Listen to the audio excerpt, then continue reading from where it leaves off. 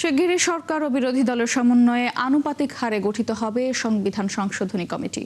এতে 15 থেকে 20 জন সদস্য থাকতে পারেন বলে জানিয়েছেন সরকার দলীয় চিফ হুইপ নুরুল ইসলাম মনি। আজ জাতীয় সংসদ কমিটির তৃতীয় বৈঠক শেষে তিনি এসব তথ্য জানান। তবে এই কমিটিতে থাকতে রাজি নন বিরোধী দলের সদস্যরা। আরও জানাচ্ছেন মোহাইমিনুল খান অপু। মহান মুক্তিযুদ্ধের মহান ঘোষক শহীদ রাষ্ট্রপতি ত্রয়োদশ জাতীয় সংসদ অধিবেশন শুরু হওয়ার পর থেকেই জুলাই সনদ ও সংবিধান সংস্কার ইস্যুতে তুমুল বিতর্ক হচ্ছে সরকার ও বিরোধী দলের মধ্যে। যা নিয়ে মঙ্গলবার অধিবেশনে 2 ঘন্টা নির্ধারিত আলোচনাও হয়েছে।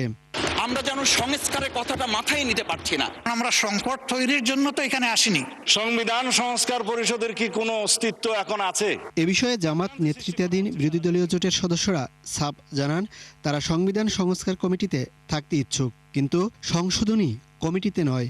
এটা সম্ভবপর করার জন্যই তো সংবিধান সংস্কার পরিষদের ব্যাপারে রাজনৈতিক দলগুলো আমরা একমত হয়েছিলাম। যদি সেটা সম্ভবপর না হয়, তাহলে আমরা যে গাঠনিক ক্ষমতাপ্রাপ্ত সংবিধান সংস্কার পরিষদের কথা বলেছিলাম, যে পরিবর্তনগুলো আমরা চেয়েছিলাম, সেই পরিবর্তনগুলো আসলে সাসটেইন করা সম্ভবপর হবে না। বিএনপির সংসদ সদস্যরা যদি এই ব্যাপারে অ্যাডামেন্ট থাকেন, তারা সংবিধান সংস্কার করবেন না, সংশোধন করবেন না, তাহলে বুঝতে হবে জুলাই সনদ ওনারা পুরোপুরি বাস্তবায়ন করতে চান না।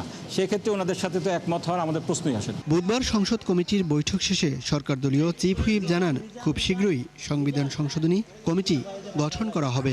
দেশের স্বার্থে এতে বিরোধী দল থাকবে বলেও প্রত্যাশা তার। সরকারের অত্যন্ত সদিচ্ছা আছে যে সংবিধান সংশোধন করতে হবে, আমাদের অনেক কিছুই করতে হবে। কাজে সেই সংবিধান সংশোধন করার জন্য একটা কমিটি হবে। সেটা হলো আমরা সকল দলের রিপ্রেজেন্টেটিভ রাখতে চাই। তারপরে আনুপাতিক হারে যার বিরোধী দলের রিপ্রেজেন্টেটিভ যারা থাকে, স্বতন্ত্র মধ্য থেকেও আমরা 1 জনকে রাখতে চাই।